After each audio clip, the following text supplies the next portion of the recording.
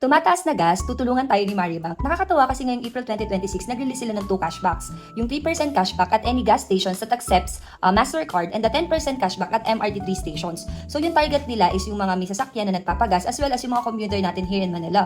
So for the 3% cashback at gas stations, ang kailangan mo lang is to use the physical card for payment.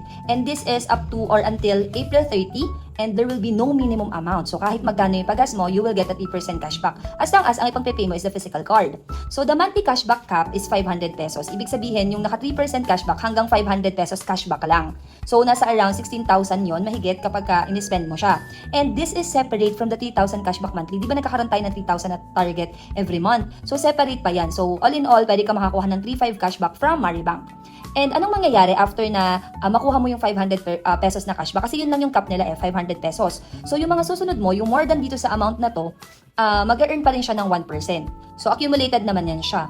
And then, the next one is the 10% cashback at MRT3 stations. So ang kailangan nyo lang gamitin is your physical card and then hanggang April 30 rin siya. No minimum amount and yung monthly cashback cap naman niya is hanggang 150 pesos. So around 1.5 yung mas-spend nyo dito.